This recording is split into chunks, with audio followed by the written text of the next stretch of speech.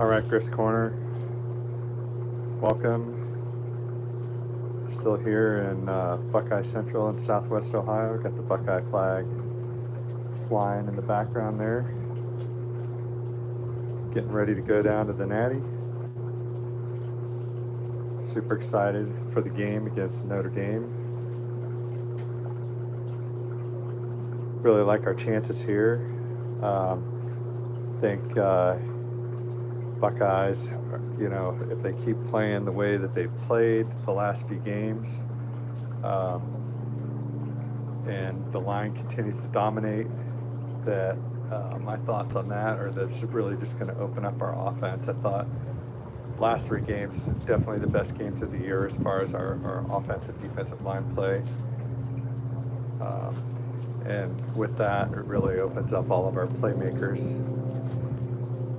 Thought in the last game, the Cotton Bowl, I felt like the Buckeyes, for the most part, controlled the line of scrimmage. I think we definitely made some mistakes in that game. Had a few drops, had a couple turnovers, had a couple balls that didn't bounce our way. Texas fumbled a couple times and they recovered them. And they really did a good job of shutting down Jeremiah in that game, as far as their coverage schemes. And I really see Jeremiah having a big game today. I think, or not today, but in the Natty. I don't think that's going to happen 2 games in a row. So really looking forward to that. As far as Notre Dame goes, I think they're going to be an admirable opponent. I think it's going to be a tougher game than a lot of people expect. But I do think the Buckeyes are just going to be too much. I see it playing out maybe a little bit like the Indiana game, where Indiana kept it close probably in the first half, and then the Buckeyes just had too much talent on the field in that game. Notre Dame seems to be coming in with a few injuries. I don't like that. I would rather play their starters and have a full squad on both sides of the field. Buckeyes also had a few injuries in the Texas game, but I don't think that's going to keep anybody out. In fact, I think most of the guys I saw get injured, Cody and JTT, both ended up coming back in that game. So I would expect them. It's going to take more than that to keep them out of this game. So heading down to Atlanta tomorrow. Super excited to get down there. Gonna try to do a lot of documenting of the obviously the same thing I always do, the events before the game. Really give everybody a good feel that's not getting down there, an idea of what it's like for the experience. I was down in Atlanta in 2022 when obviously the ending of that game wasn't what we desired, with a missed field goal that could have sent us to the Natty, and we probably would have won that one. But it was a great effort by the team, and I think if Marv doesn't go out in that game, I think we end up winning it. Still should have won it at the end, but at the end of the day, I don't like leaving it to kickers. Hey, thanks, Angel. Appreciate it. You guys get to see me in person, although I'm in a few videos. I don't like coming on too much, but how's it going? January 21st. Oh yeah, we got that coming up. Excited for our Buckeyes. So I think the weather down in Atlanta is going to be a little chilly, probably a little bit chillier than it was in Texas, believe it or not, even though the snow, when I was down there for the Cotton Bowl, the day of the game, it actually got sunny out and warmed up a little bit. OHIO, you know it. Go Buckeyes. I think the forecast high for Atlanta on Sunday or Monday is going to be high of 30. So for the outside events, I know there's some tailgates around and there's some concerts and stuff going on around the stadium. It's going to be a little chilly out, but the good news is they have a lot of indoor activities as well at the convention center for Fan Fest. So I'll be trying to get as much of that on, and I'm going to try to do a couple live streams while I'm down there for sure. We'll see how much I can get in between that and the game. Looking forward to meeting some friends down there, fellow Buckeyes that are heading down for the game. Obviously, we're all hoping for the best outcome in this one. Drop in the chat what your thoughts are on the game. If you, who do you see coming out on top? Notre Dame fans are definitely passionate. I mean, there's a big Notre Dame contingent here in the Southwest Ohio area with a lot of the Catholic schools that are down here. We've got Xavier University, St. X is a big high school down here, big Catholic population, and there's a lot of Notre Dame fans. So on my flight tomorrow, I fully expect that there's going to be a little bit of drama on that airplane between Buckeye fans flying down and the Notre Dame fans, but I love it. I'm here for it. I'm ready to represent the OHIO. Go Bucks. So Ohio State's a really great university, and so great that they even have a bread club. It's amazing to have a bread club. Membership's rising. Okay, if you got that joke, that's a bad one, but I had to use it. But Ohio State is a great university, and they have all kinds of clubs. So love it up in Columbus. The players left, I think, yesterday. They had a good departure. I saw on some of the stories that looks like they had a good turnout for the players, to wish them well and cheer them on as they were leaving the Woody and heading for their flight down to Atlanta. Obviously, the band will be down there, and just looking for a fantastic atmosphere. The stadium down there, Mercedes-Benz Stadium, is amazing. Really not a bad seat in the place. I'll be sitting in the end zone for this game. I was trying to get a little better tickets than that, but I'm in the 100 level. Should have good view of the field. And really, there's not a bad seat in there. The scoreboard is amazing. I've got some videos up on the channel in my Buckeye football playlist from 2022. If you can put up with the sadness that came out of that, go check them out. But it kind of gives you a sense of the stadium there. Also looking forward to watching C.J. Stroud here this afternoon in his playoff game. Wishing him well. Go Texans. Hopefully CJ continues to do us proud as a Buckeye in the NFL. So, like I mentioned, I think Buckeyes, I see them coming out. This is a team on a mission. The game against our rival up north at the end of the year really lit the fire under them, got them to reassess, and I see them coming out ready to play. I see Ryan Day and Jim Knowles, keeping their team fired up. Saw some rumors today that Jim Knowles, that some schools are looking to hire him away. Hopefully that doesn't happen, but I'm sure that anytime you have a top tier team, teams are going to be interested in hiring your assistants. So hopefully we can just make it worth their while to continue to stay at Ohio State. I love our prospects coming up next year as well, with some of the young guys coming in. Definitely we lose a lot of talent this year, but we have, we're Ohio State. It's next man up. That's what we do.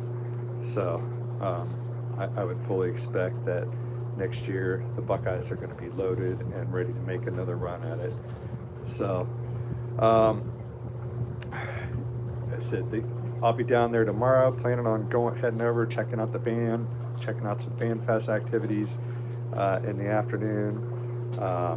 And then obviously on Monday, going to do some tailgating, head down to some of the fan experiences around the stadium, and then just get in there early. If you guys anybody heading down there that's hasn't been down to Atlanta, it takes forever to get in that stadium. When we were down there in 2022, for the game against Georgia, the line was like a mile long to get in there. So get in line early if you want to get in the stadium early.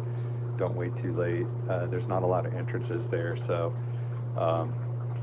just make sure you plan accordingly to get in there. So been posting a few polls out on the channel, so check those out. Make sure you put in your feedback. Drop your comments in there about some of the questions we have. You got some questions around your favorite play as a Buckeye. I think mine was Holy Buckeye. As far as the favorite bowl game, playoff game thus far, my experience has been, my favorite one. They're all so close. I mean, they've all been so fun and so different, and they're each way. Really enjoyed getting to all those, but my favorite one so far was the Rose Bowl. I was out at Autzen Stadium in Oregon in October for the Buckeyes matchup against the Ducks then, when we came up short. And when I left that game, I felt like we should have beat them, and we had every opportunity to beat them. We made mistakes. Handed to Oregon though, and their environment was top notch. Their crowd was loud up there in Autzen. Those fans are passionate. I love having them in the Big Ten. It's really just gonna make for some epic games, I think, moving forward. Oregon's recruiting well, but their fans were loud in that game. They disrupted us a few times, got us some penalties. We had a couple injuries in that game, I think, on our offensive line with it was Simmons that went out, that really kind of threw a wrench into things in that. And then, even with that, we still had a chance to win that game at the end, and just came up a few seconds short and a penalty short on a little bit of a controversial call there on Jeremiah, where they called the offensive pass interference. I kind of disagreed with it. It was a little ticky-tack for that point in the game. Most of the time you don't see that call. So leaving that stadium, I felt like we left it on the field. So getting out to the Rose Bowl to see Ohio State really extract their revenge, I guess, on the Ducks in a big way with that trouncing was amazing. And, being out at Rose Bowl Stadium, one of the pinnacles of the sport of college football, which I love. It was just a fantastic atmosphere seeing that stadium. What a great place to watch a game. The whole environment, the weather was great. The surroundings of the stadium is amazing. There's not a bad view in there. The flyover that they did before the game, the parade during the day there. It's just such a outstanding atmosphere. If you love college football, I don't care if your team's playing or not, you should try to get out there and check it out. Rose Bowl was great.